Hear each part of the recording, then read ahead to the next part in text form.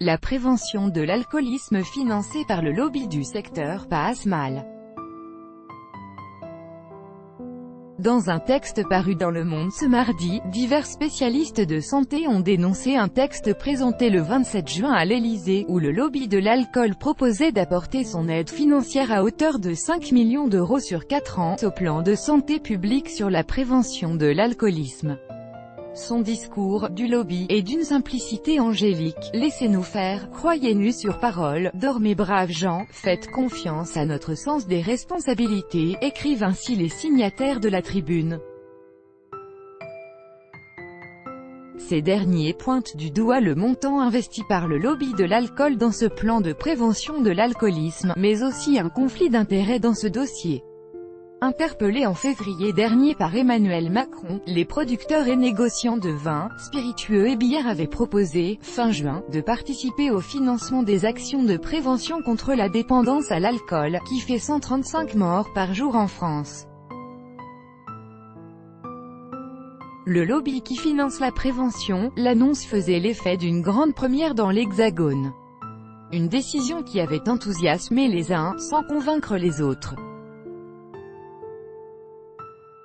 Pour les spécialistes de santé réunis autour du texte relayé par Le Monde, l'objectif du lobby de l'alcool est avant tout de créer un nuage de fumée, et d'empêcher toute politique de prévention efficace. Parmi les signataires de la tribune figurent les addictologues Michel Reynaud et Amine Benyamina, la pneumologue Irène Frachon et l'épidémiologiste Catherine Hill.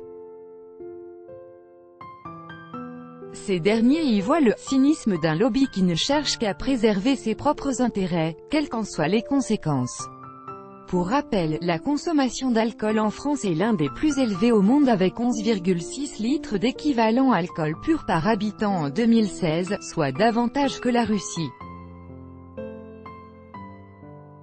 Plutôt 100 millions d'euros. Outre le cynisme des lobbyistes, les signataires de la tribune dénoncent le conflit d'intérêts que représente, selon eux, la présence d'Audrey Bourrelot au poste de conseillère agriculture de l'Élysée. L'affaire avait été révélée puis détaillée par Mediapart, avant de rejoindre les équipes d'Emmanuel Macron. Audrey Bourrelot occupait le poste de déléguée générale du lobby du vin. De plus, une partie du texte rédigé par les spécialistes de santé porte sur le financement de la prévention de l'alcoolisme. Ils épinglent notamment la « pingrerie » du lobby de l'alcool, qui essaie de faire passer un financement hypothétique de la prévention de 5 millions d'euros pour un apport décisif, alors que les chiffres d'affaires cumulés de la filière se comptent en milliards. Enfin, les instigateurs de la tribune demandent plus de moyens avec la création d'un fonds prévention alcool digne de ce nom, qui bénéficie de la même dotation que le fonds tabac et soit sous la responsabilité du ministère de la Santé. Un fonds tabac qui s'élève à 100 millions d'euros.